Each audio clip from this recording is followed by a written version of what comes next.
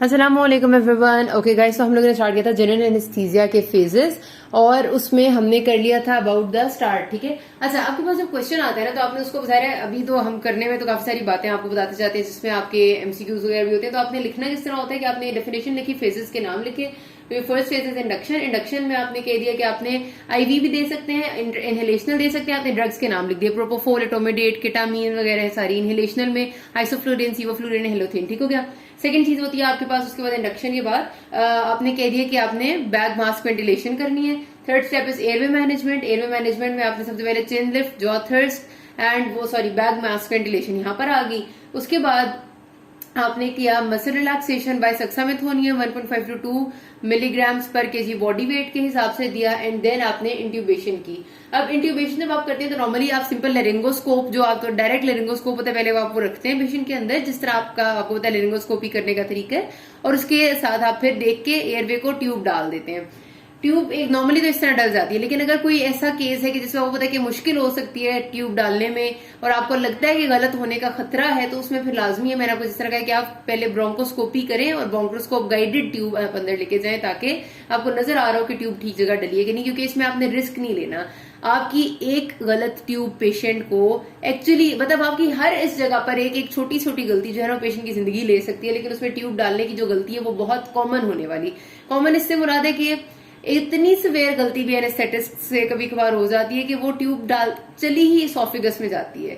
Tube उनने डालते वो ट्रेकिया में अपनी तरफ से, वो ट्रेकिया में जाती नहीं, वो इसोफेगस में जाती है, और इसोफेगस में चलेगी तो जाहिर सी बात है पेशेंट को तो सांस ही नहीं आएगा, पेशेंट तो अगले लम्हे मर जाएगा और उसका स्टमक एक्सपैंड करता जाएगा, हवा से भरता जाएगा।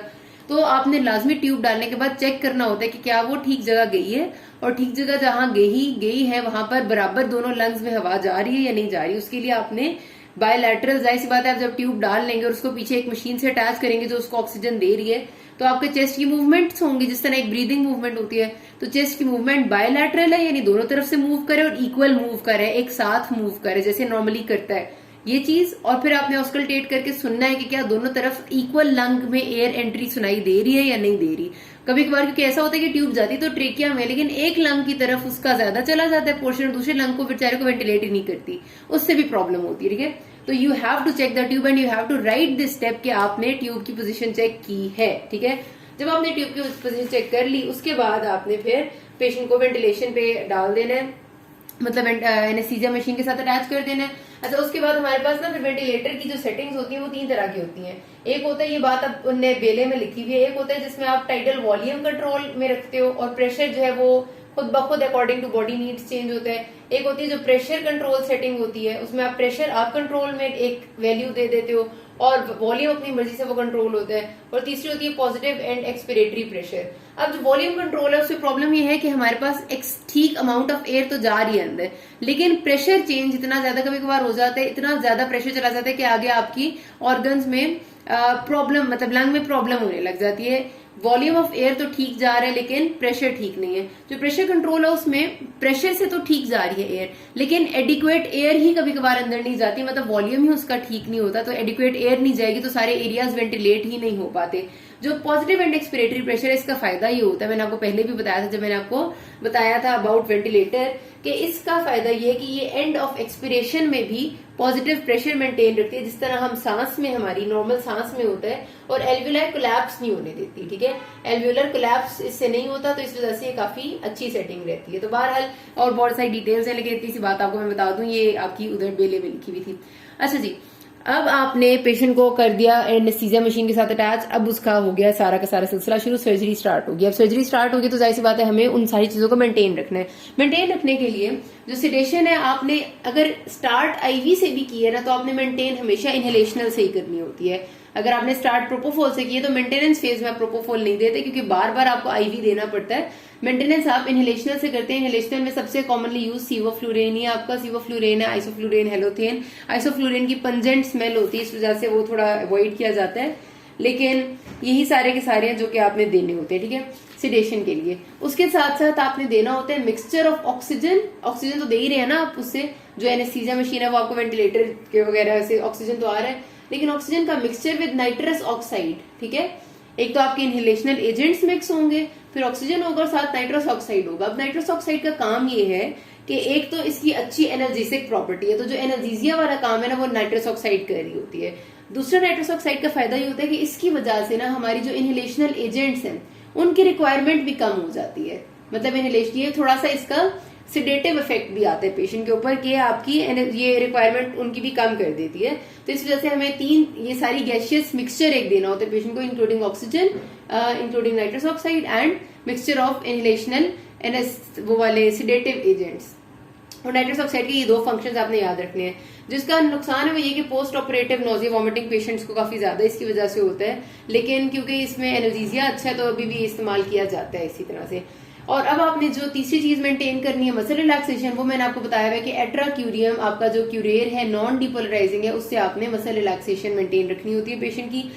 अब आपने ना यहाँ पर एक चीज बड़ी ज्यादा अच्छे से ध्यान रखनी होती है। कभी कभार हम ना पेशेंट की मसल रिलैक्सेशन और एनर्जीजिया तो मेंटेन रखा होता है, लेकिन सिडेशन एडिक्वेट नहीं होती।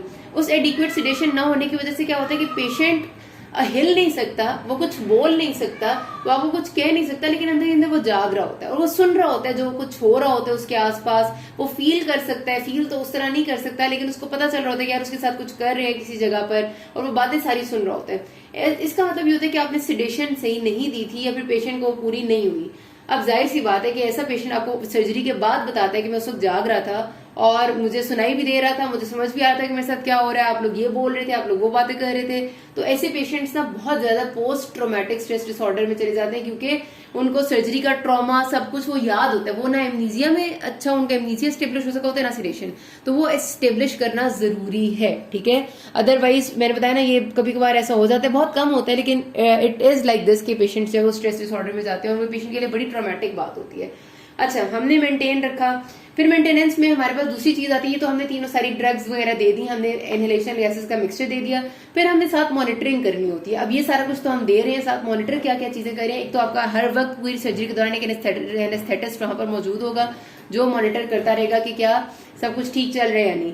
फिर उसके बाद आपने 2 चीजें जो आपकी वैस्कुलर कंपार्टमेंट में मॉनिटर मुसलसल हो रही होती है, मॉनिटर पे आ रही होती है। एक आपका बीपी होता है पेशेंट का, एक पेशेंट का ईसीजी होता है। ये पूरे टाइम मेंटेन रहना होता है। और आखिरी जो तीसरी चीज होती है वो वेंटिलेशन ठीक हो रही है या नहीं हो रही, उसका आपको पता किस तरह से चलता है। The positive pressure of oxygen, यानी आपकी जो ऑक्सीजन का प्रेशर आपका आ रहा होगा, और ये जो ऑर्डर मैंने लिखा है ना ये उसके हिसाब से है, बेले के हिसाब से, और आपने अपने क्वेश्चन में इसी ऑर्डर में लिख रहे हैं, ठीक है। इंस्पायर्ड ऑक्सीजन कंसेंट्रेशन जो है वो देखनी होती है कि वेंटिलेशन में जितनी आप एयर दे रहे हो उसमें ऑक्सीजन ठीक है या नहीं, और वो किस तरह आपको पता चलेगा। आपका partial pressure of oxygen body का ये तो नहीं आता, लेकिन पल्स ऑक्सीमेट्री से आपका सैचुरेशन पेशेंट की बॉडी की ऑक्सीजन की आ रही होती है, तो वो आपको बताती है कि आपकी ऑक्सीजन एडिक्वेट जा रही है या नहीं जा रही। और उसके साथ साथ and title carbon dioxide concentration, यानी बॉडी में कार्बन डाइऑक्साइड कंसेंट्रेशन, यानी सब कुछ आपको मॉनिटर्स पे शो हो रहा होता है, तो वो आपको बताता रहेगा कि क्या बॉडी में हाइपरकैप्निया तो नहीं हो रहा, क्योंकि मेटाबॉलिक चेंजेस अंदर चल रहे हैं, तो कोई मसला तो नहीं चल रहा। तो ये सारी चीजें आपने देखनी होती हैं। मेजर सर्जरीज अगर होंगी कोई, उसमें हमें सीवीपी यानी सेंट्रल वीनस प्रेशर भी मेंटेन रखना होता है अगर सीवीपी लाइन डली हुई है, सेंट्रल वेन में लाइन, और यूरिन आउटपुट भी हम साथ साथ देखते हैं, लेकिन वो बहुत मेजर सर्जरी में होता है, हर सर्जरी में नहीं होता।